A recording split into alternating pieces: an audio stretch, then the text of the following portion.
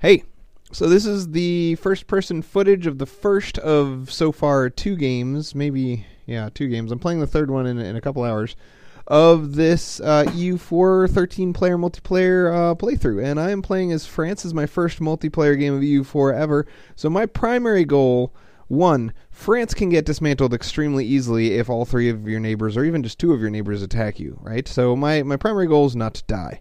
In order to not to die, you need at least 2 of your neighbors, Austria and England or Spain and England, to be your friends, right? And at the bare minimum, you need at least 1. In the early game, France has a more powerful army than Austria, England, and Spain. Although Austria has more troops and more force limits, France has so much money that they can just dump money into mercenaries forever and starve Austria out. But I can't beat all 3.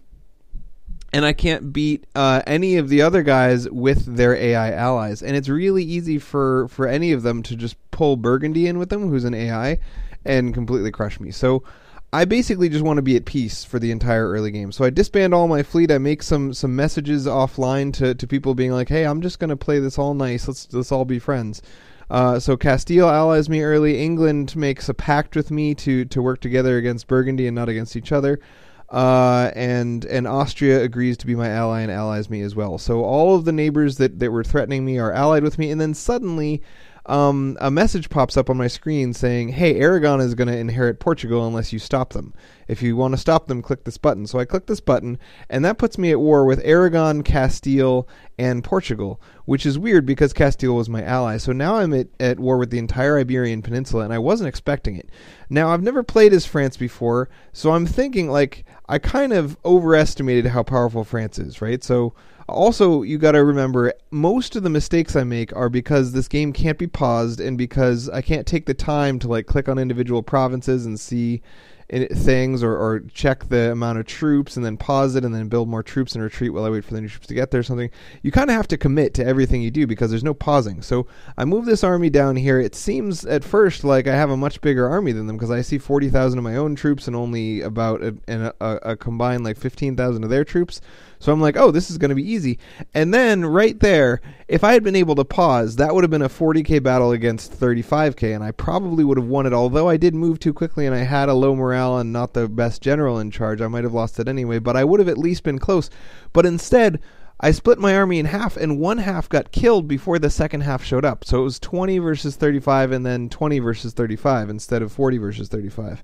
So I lost that battle, but I thought of it as a fluke. I was like, well, that's just because I moved my armies in the wrong way. I still have tons of manpower up top, and I'll just replenish my forces and then walk down there and win it this time. So that's the second mistake. The first mistake was splitting my army in half and letting it get crushed in the first place, but the second mistake was not recognizing that the reason that my force lost wasn't just because of my tactical mistake, but also because there are more forces aligned against me than I had forces committed to the battle. It seemed to me, because I won a battle, and then lost a battle, by the time the third battle came around, it was 40k for me and 35k for them. So it seemed like I had more troops, but those first 2 battles chased 20,000 of their troops away. So they actually have 55,000 troops down there, and I keep sending 40k over and over and losing. Not surprisingly, right? So now I realize I can't win this fight with only 40k troops. I either need to recruit new troops or get an ally into this war. So I look around and I'm like, I'll just bring England into the war, right? So let's ally England, bring them into the war. And England says, I'm not going to go fight Spain for you. I don't see how that benefits me any. Now, this should have been a warning sign. I think England kind of thinks of me as someone who's holding territory they want. So they don't want me to be strong. They want me to help them become stronger than me so they can kill me and take my territory. But that's okay, because for now, all we know is that England wants my help against Burgundy, and we will both benefit, and it's going to be good times and all that kind of stuff. So instead of accepting my call to war, and an important thing to note is that you can call someone to war 200 years after the war started in multiplayer, whereas in single player, you call them within the first 60 days or you don't call them. So Aragon, the AI, makes a huge mistake and overextends their troops, and I crush all of them, and I'm like, that was awesome. Now it's 30k of my troops against 18k Spanish troops, and that's an easy win for me, right? But the Spanish troops keep crushing all of my AI allies until all of them are dead. And now it's 20, it looks like 27 for them, and 30 for me. So, and with the AI troops that he has supporting him coming back, I'm no longer in the lead. So I had a very short period of time where I had enough troops to go start sieging one of their territories, but I would have had to pay a big, what's it called? When your troops die because there's too many of them in one province thing. Attrition. I would have had to pay a big attrition price for that. So I chose not to. I just kind of sit back and I hope that they're going to attack into me so that I can crush them. But now their troops are united again. It's about 50k troops for them against 31 for me. And it's not going well. So again, I don't really, because you can't pause and really inspect things closely, and because I'm constantly sending chat messages to other players talking about the next war and talking about what I should do about this war and talking in voice chat to people about hey, I just don't want Aragon to inherit Portugal. I'm not really trying to inherit Portugal. Is there any way to end this war so that neither of us inherits Portugal? No, there isn't any way to do that. Okay, is there any way for me to get out of this war and just let Aragon inherit Portugal because I no longer care? I don't want Portugal. I'd rather be friends with Spain than enemies with Spain, and if I inherit Portugal, Spain will consider me an enemy, and that's not cool. So I'm, talking to all these people and not paying attention. So I still, am thinking of the forces on the table as if it's still 31k to 27k, I still have more troops than them, but things have drastically shifted while I wasn't paying attention, and again, it's 50 to 31. So it's just stupid of me to even try to pick a fight here. So I'm going to move down to the west and try to bait them into attacking me, which works. I bait about 8,000 troops and I just annihilate them. And then all of the troops come and attack me, which is great for me because it gives them an offensive battle, which means they get a -1, and it gives me a defensive battle. But what I don't realize is that their numbers are just so huge that they just easily crush me. And that's the third loss I've taken. I'm down to 0 manpower, and now I'm really don't want to fight this war anymore. I'm down to -20 war score. And so that was just all botched by me. I could have won this war. Actually, I could have won this war really easily. The first way I could have won this war really easily, if I had just invited England in and been look, you come with me in this war, help me inherit Portugal, and I'll give you all of Burgundy. And if you don't come, I'm not helping you against Burgundy. Then England would have come, and we could have easily crushed this stuff together. Second way I could have won this war is I could have won it by myself if I just took the 200 gold I have in the bank, maybe taken loans, but probably wouldn't have even needed any loans, and just recruited a bunch of mercenaries. Threw the mercenaries in first, waited till they're about to retreat, and then threw in my regular troops after, so that my regular troops got a huge morale boost in the fight. And then it would have been 50k against 50k instead of 40 against 50, right? I kept taking 40,000 regular troops and sending them in over and over. I never used any mercenaries. And that's because I'm used to playing poor nations. Against the AI, you need to make the game as challenging as possible. So I play nations like Venice and Poland and Savoy that don't have very much money. They're very poor. So I've never really used tons and tons of mercenaries before. And so England is pointing that out to me. They're I keep basically being hey, what should I do? How can I help? We can't fight Burgundy until I can win this war, whatever. And he's well, invite me to a military alliance, and then I'll attack Burgundy, and then that will get you into the war with Burgundy. And I'm that's not the point. It's not because I don't have diplomats. I need your help against Spain. And he's just end that war, man. We're going to fight Burgundy. And anyway, so part of what he says in that conversation is very important. He tells me that I should be using mercenaries to fight my battles, which is just didn't even occur to me, and it's super important information, and I'm glad that he told me, and that really changes the way I think about this. And now I wish I could take it all back and go back to the beginning of the game, because this would have been a much different game if I had opened with mercenaries. I could have easily inherited Portugal, and that would have been huge, man. If I had owned Portugal, I would have gotten attacked almost immediately by England and Austria, and there would have been a nice world war, and I might have been able to get Sweden or Poland to come in on my side because they immediately neighbor Austrian-type empirical lands, and they could have gotten some gains there, and it would have been lots of backstabbery and fighting and cool stuff. But instead, I lost the war, and Aragon inherits Portugal. So in order to get out of that war, I had to give up Béarn. As you can see right there, Béarn became a sovereign nation, and Spain's going to vassalize it and inherit it. I had to give up Auvergne to Provence, and I had to break my alliance with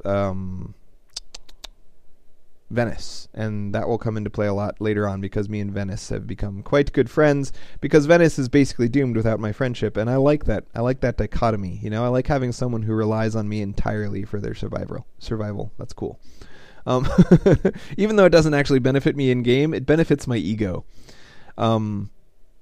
So anyway, England gets attacked by the AI Burgundy because they kept fabricating claims and they rivaled Burgundy, and Burgundy has a bigger army than them, so why wouldn't Burgundy just attack them? So Burgundy attacks them, and Burgundy could easily beat England if I just do nothing. I could have backstabbed England at this point, of course, and wiped them off the continent altogether, and then I would have been way more powerful than England, and from there, England would never be able to get onto the mainland, and I would be the most powerful force in the Western Europe. But then I would have had Austria to deal with no help from England, and I would have had permanent blockades on lots of my ports whenever England wanted, because I never planned to make a navy. And also, I don't plan to backstab anyone ever in this whole game. I hope that doesn't disappoint anyone, but I'm just not that type of person, not that type of player. I just don't like the idea of saying you're going to do something and then doing something different. It doesn't seem right. There's a concept in this game's diplomacy of trust. How often have you gone back on your word, right? So in a 400-year game or a 500-year game, going back on your word to gain a couple of territories when the eventual size of your nation is going to be hundreds of territories large just seems like it's not at all worth it. And I feel like the same thing is true in this multiplayer game. If I backstab England and he makes a big fuss about it to everyone else, they're all going to know that I can't be trusted. I'd rather that nobody know anything about me than people know that I'm not to be trusted. And the best thing would be if they all know that I am to be trusted. So anyway, England and I are fighting against the AI Burgundy, and because the Burgundy is AI controlled, they make several crucial mistakes. First of all, they don't recruit mercenaries like they should. They like to stack their forces a lot and take a lot of attrition damage that they don't need to take. They tend to take small armies and attack into large armies like they just did. They just sent 10,000 troops against 35,000 troops for no good reason. And so we're easily able to pick them apart, even though Burgundy does have close to the same army as both of us combined. We're just easily able to crush them. And I make some interesting discoveries and a couple of mistakes during this war. One of the mistakes that I make, and one of the discoveries that I make, England and I pool our forces and crush Burgundy on French territory. And then we move into Burgundian territory. And I bait Burgundy. Burgundy takes 37,000 troops, attacks my 17,000 stack, and then England moves their 30,000 stack on top. But the 30,000 stack from England doesn't help in the fight, right? It's just my 17 against 34, and I start to get crushed. I get down to like 10,000 troops, and I retreat. And I'm like, what the hell? How come the English troops weren't allowed to help? And then the English troops fight their own separate battle against the Burgundian troops, and they also get crushed because 34 against 38, they have fewer troops and whatever.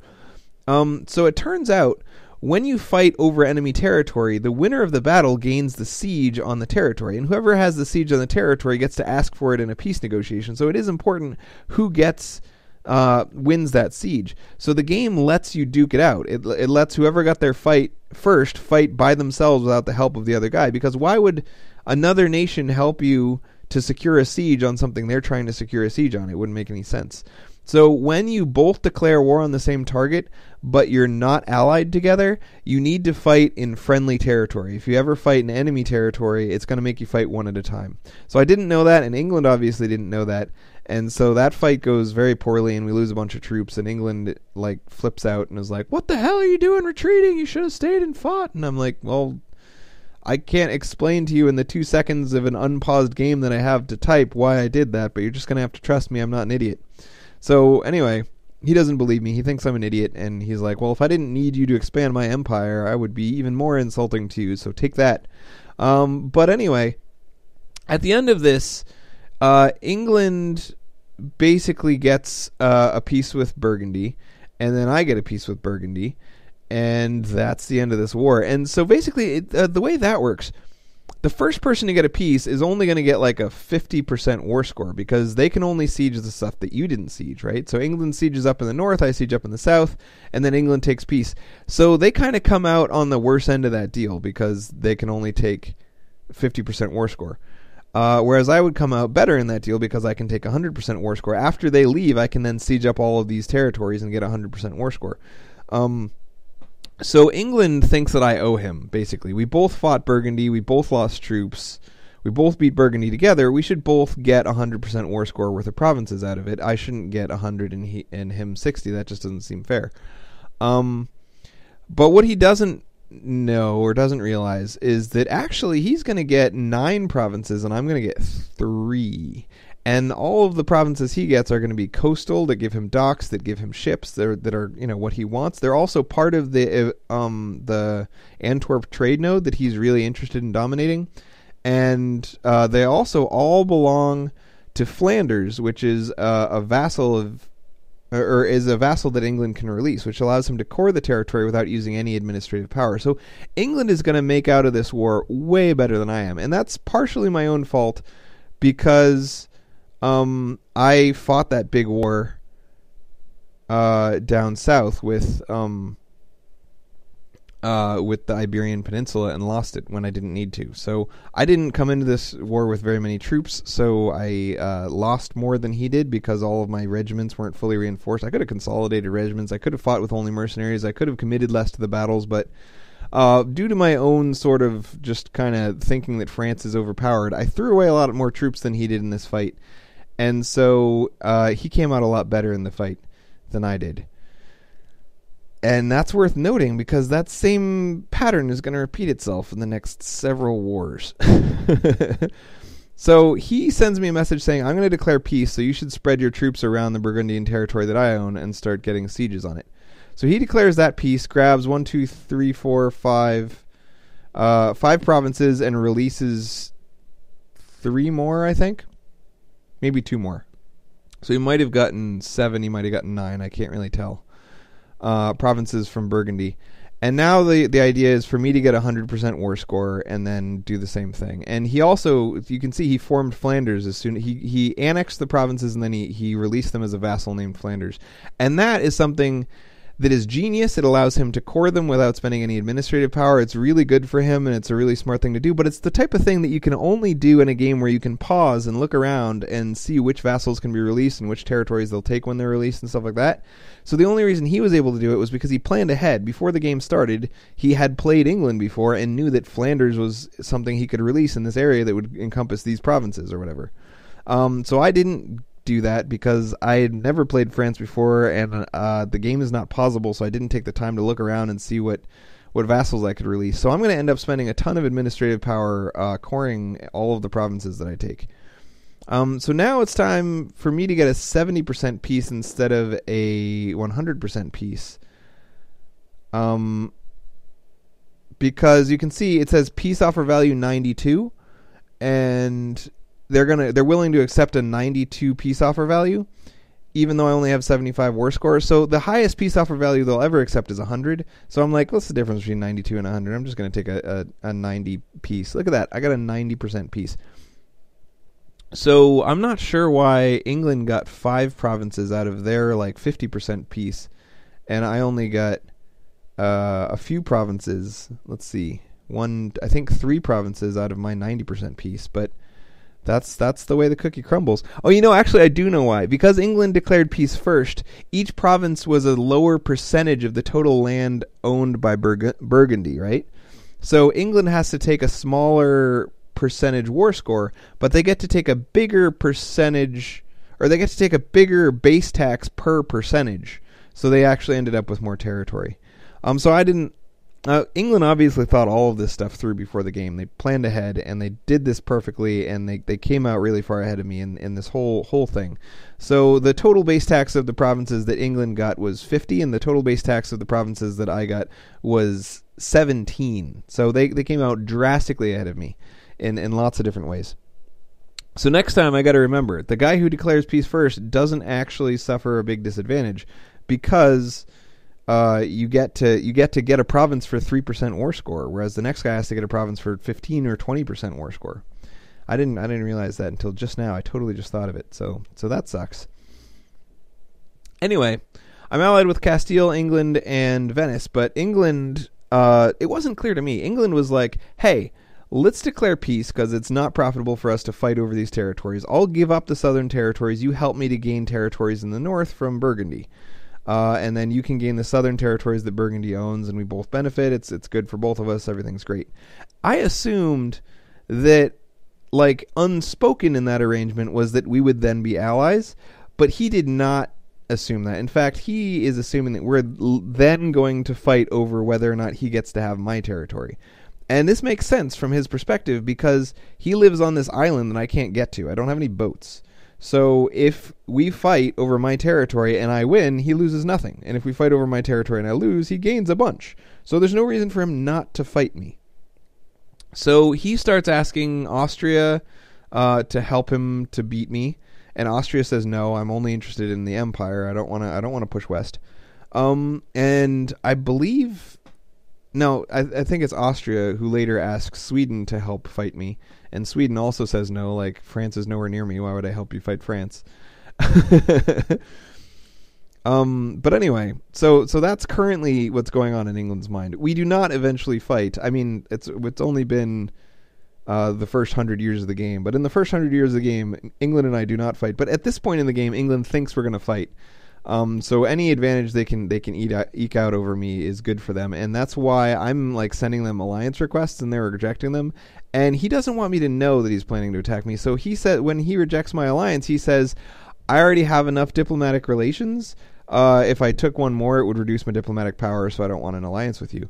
And I'm like, I guess that's fine. Plus, it'll allow us to open up two fronts in a war against somebody instead of sharing a front, where we would have to share the peace deal. So that's fine. But yeah, anyway, there's deception in his heart. So that was, the game just paused because someone dropped and we had to spend like 20 minutes picking up the game. It's really obnoxious when there's 13 players and each one has to download the save game file and then join the game. But when people dropped the first time, it took like 25 minutes to get back in. When people dropped the second time, everyone was back in within like 3 minutes because we had just reconnected a little while ago, so we all knew how to do it. So it's not so bad once you have practice, man. So I'm just kind of at peace, rebuilding my manpower. Now, you might think of my position at this point as being pretty good, right? I lost 2 provinces to Provence and Spain, but I should be able to easily take them back because, I mean, Provence is tiny, and I'm supposedly going to crush Provence at some point anyway, so no big deal. I also have all this territory in the middle of France that is completely surrounded by me, so no one else can even take it, so I don't even need to take it at any point. I mean, I will eventually take it, but there's no rush. I also have some vassals that I'm going to annex and stuff. So I start 3 annexations of vassals. You can see them ticking away down there, but that's going to take me like 10 or 15 years to complete. So in that time, there's nothing for me to do. I'm just kind of clicking around, talking to people, making plans for the future. And right now I'm asking Venice if there's any way that they could get Genoa, or crush Genoa and take Corsica and Liguria so that they would have access to Savoy, because when I attack Provence, Savoy is going to come to the defense of Provence, and that's going to put me at war with Savoy. And Savoy only has 15,000 troops. I could easily crush them, but I don't want to crush Savoy because I can't take their territory, because Austria has told me if I take any territory from Savoy, they're going to attack me.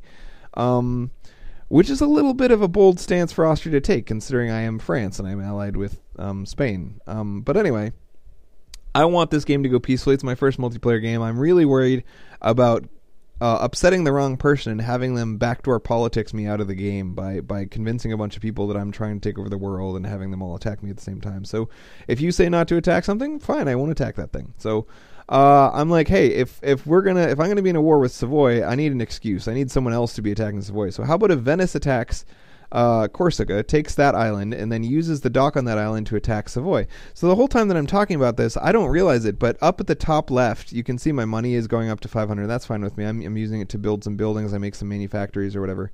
Super long-term investments, which were actually probably a pretty big mistake. I should have just piled up the money and then later used it for mercenaries to fight wars. That manpower is the second number. It's up to 8,000 right now. Anytime your manpower is below 25% as either Hungary, Bohemia, Austria, France, or, I don't know, a couple other nations. Yes, buddy. Okay, go upstairs and tell Gwenny to give her a bubba. You are at risk for a, what's it called? Peasants' War, where you get -6 stability and you trigger tons of revolts and you lose some other stuff, lots of money and other stuff. So you should never let your manpower go below 25%. And I didn't know that. So this whole game, I've actually kept my manpower below 25%. It's usually hovering around 0. And each time it goes up to like 10K, I recruit 10 more troops. And I'm like, I've got to keep a big army. Whee, it's fun. And so England, again, the first thing that they told me that was super important was that, hey, you need to fight with mercenaries because you're rich. You should use your money instead of your manpower. And the second thing they tell me is, hey, keep your manpower above 25% or you're going to get a peasants' war and then you're going to be of no use to me. So yeah, it's funny watching this footage now because up there, big pile of you better get your manpower up or you're gonna die. So let me pause and hopefully resume this in a second.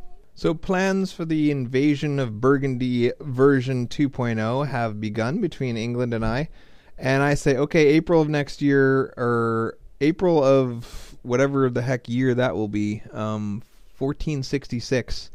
I will have finished my 3 annexations and I will be able to go to war with Burgundy. So he's like, all right, I will go conquer Scotland and Ireland while I'm waiting. And I'm like, all right, I'm going to build a whole bunch of buildings while I'm waiting. And one thing I didn't know, I tested it later because, again, in game you can't pause and think about this stuff in real detail. But what I was doing was I built constables and temples in all provinces, and I'm still in favor of that in general because a constable is often +2 income or sometimes +0.8. But as +2, it pays for itself in 50 years, which is a single play session in a multiplayer game. As +0.8, it pays for itself in about a little more than 2 play sessions, which is still good enough. Also, I would often rather have a higher monthly income because it affords you a larger army than a higher just amount of gold. Like having a negative monthly income but a positive gold balance that you slowly eat into might make more sense on paper, but what's it called? Emotionally, like when you're playing the game, you always want that little plus to be a green plus. So I tend to want to just keep increasing my monthly income, even whether or not it really makes sense, because it does make sense in the long run. The bigger your monthly income, the bigger your army, and the bigger your army, the more territory you can get, and so on and so forth. So anyway, constables almost always make sense.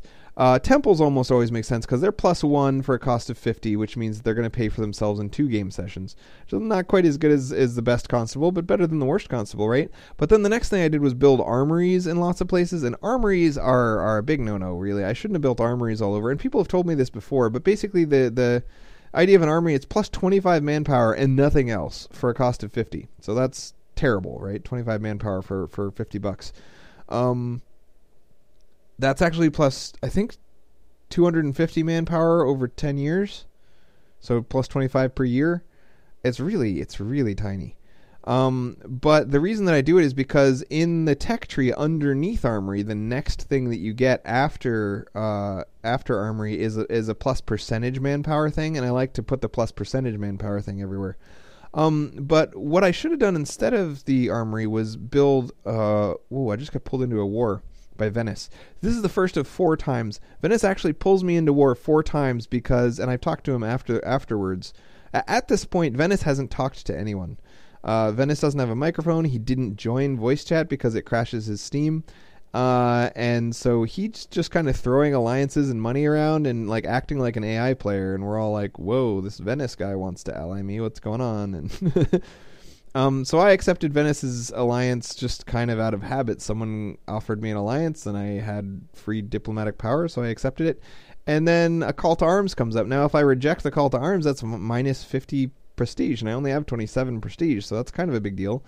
And it breaks our alliance, and it gives us like a not permanent, but extremely long-term minus relations towards each other. So I don't have the time, without being able to pause the game, to consider whether or not I want to join that war. So I just kind of accept the call to arms and hope that it's not putting me at war with someone that I can't beat, right? So it turns out that this is an easy war against the Pope, which is not quite good. I don't really want to be fighting against the Pope, but at least Hungary and Venice are on my side, and it's not, it's not that big of a deal. So during the course of this war, Venice is going to vassalize the Pope, and I'm not really going to do anything, and that's fine. But that's going to, we're going to remember that in a little while when Venice pulls me into another war. In the middle of my war with Burgundy, he's going to pull me into a war with the Iberian Peninsula again, like as if I wanted to fight all 40,000 of their troops for no apparent reason.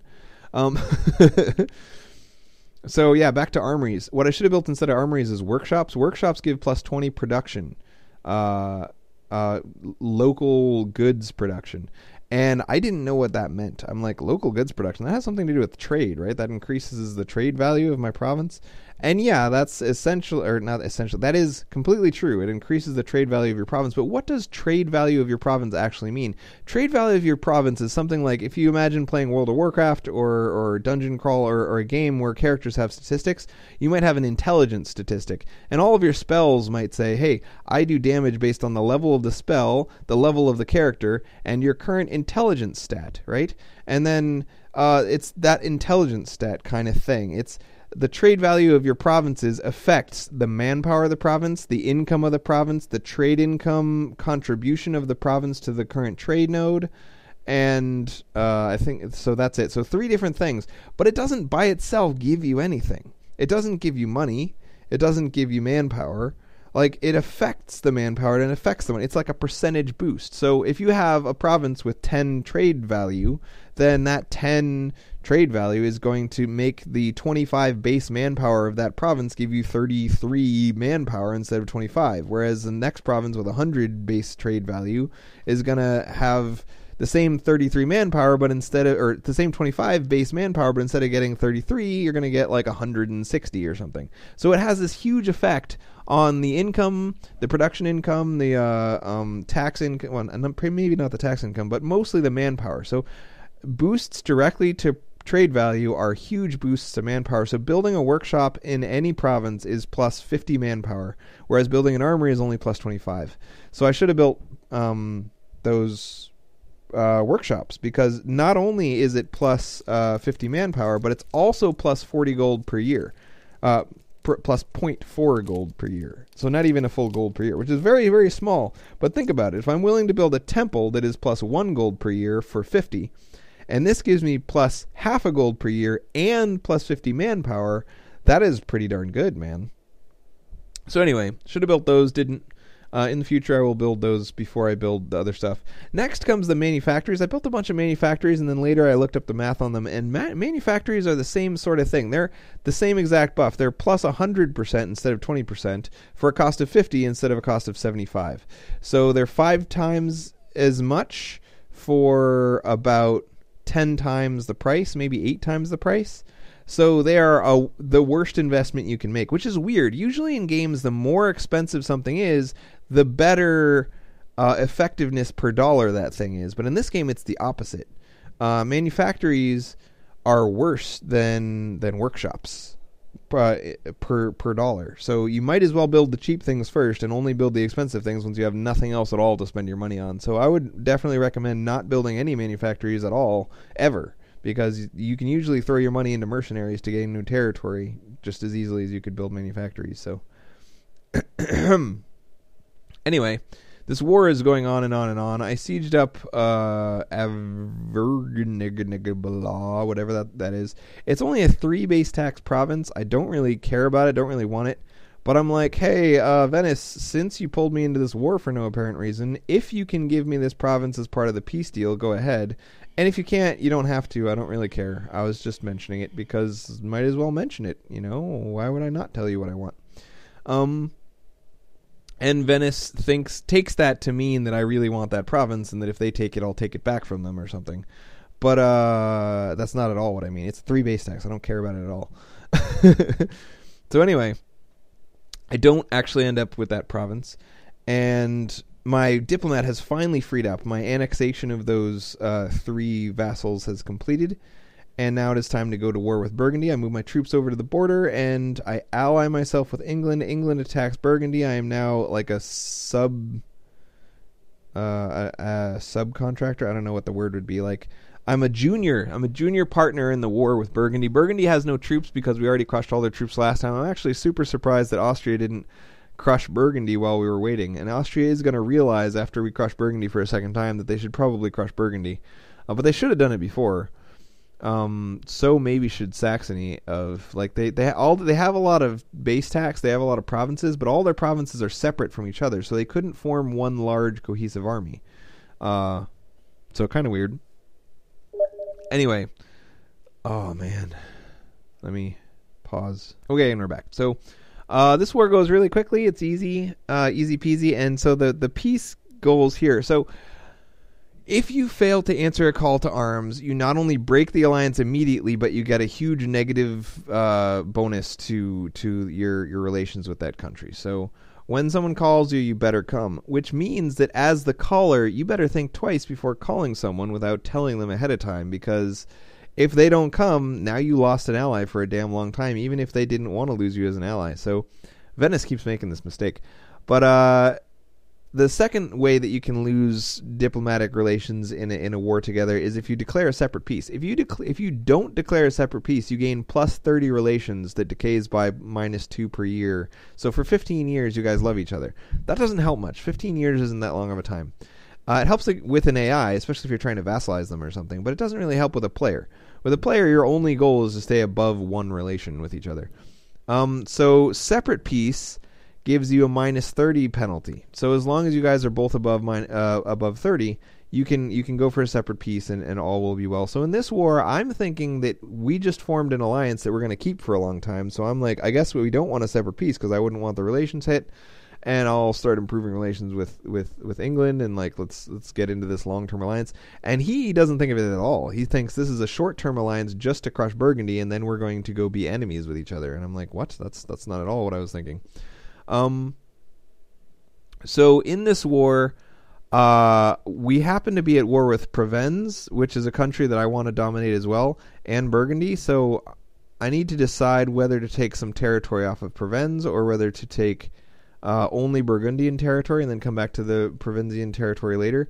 And the obvious best choice right here would be to only take Burgundian territory, but I haven't really thought it through yet.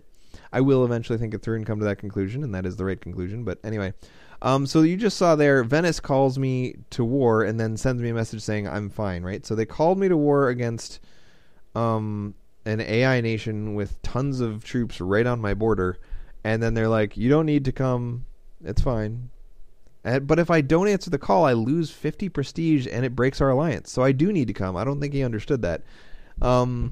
So I'm sieging up all these different provinces, building up my war score. We're up to 95 war score. Things are going well in this war, but all my troops are all spread out. And then all of a sudden, a bunch of troops march up from Portugal, and I'm like, this is annoying. I have to stop sieging up Provence. I know there's some revolts I want to fight, but there's troops on my southern border sieging up my land and stuff. And England is sending me messages saying, all right, I want Holland and Hainaut and Brabant from this, and you can take some other stuff. Holland is 54% war score all by itself, so you're not going to get Holland from this war. Maybe you should get it in the next war. And, I mean, Holland is crazy rich. So England takes a little piece there that grants them 2 territories, I think. They used to have 6. 1, 2, 3, 4, 5. Now, yeah, so they released 2 territories. They didn't actually take them. They released them, and then they're going to, like, vassalize them. Either that or, like, they annexed them and then they immediately released the vassal like they did before. At 4x speed, it's hard to tell what happened. But anyway, they end up with another 2-sized vassal. And then they say, all right, I'm going to peace out early and get these 2 provinces. Then you give me 2 more provinces. So you try for a peace deal that gives you 4 provinces, and then you give 2 of them to me. And then I will have gotten, in total from the war, I will have gotten 5, 6, 7, 8, 9 provinces, and you will have gotten 5, right? So they think that's fair. I don't think that's fair at all, but again, it's really important to me in this game that everyone think of me as a totally awesome ally that they would never want to backstab, because I'm pretty backstabbable, man. Everyone has access to my lands, but I really only have access to the Empire. Especially England. Like, if England backstabs me, it's just going to be such a pain in the neck, because I'd have to go over the water to get at them. So, like, I could defend forever, but that would just be a pain in the butt. So I'm like, look, I'm fine with you getting 9 and me getting 5. That seems fair, right? Why not? So then it turns out that in this peace that's coming up, because I'm at war with the southern stuff, and it's all sieging up my territory, and that's annoying. I don't really want to wait to re-siege all of these things. So I end up with a 90% war score, and I'm like, you know what, 90% is close enough to 100%. I'm just going to take what I can get from this. So there's no way to pause the game. I've got several conversations going on at once, and I'm fighting down in the south. And I want to get peace in the north so that the rebellions stop happening, because I can't be playing rebellion whack-a-mole while I'm also playing, Southern Army whack-a-mole. So I'm like, let's just quickly negotiate any peace, whatever. I don't care what it is. And so I'm like, okay, England wanted these 2 provinces, and I wanted these provinces, and how many can I get? And then I'm like, you know what? I've been in this peace screen for too long. I'm just going to accept whatever I have clicked. So what I ended up doing was taking Brabant and Namur, which were the provinces that England wanted, and then taking Cambria, which is one of the provinces that I wanted, and taking nothing else. So England got 4 provinces in this war, and I got 1. So in the first war, it was 5 for them and 3 for me. In the second war, it was 4 for them and 1 for me. So overall, it was not good. It was not good for me. So England is now way richer than me. They have a combined 92 base tax from mainland provinces, and that's just crazy. And most of it's my fault. I was in a rush. I've never played a game that you couldn't pause before, and I was like, I need to make peace because that's what I would do in an AI game.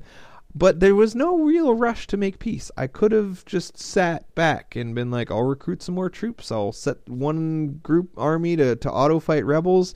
I'll take my time, make sure I really think this through. But I felt a sense of urgency that wasn't real. It was like this imagined in my brain sense of urgency. Actually, they got 3 provinces from the last war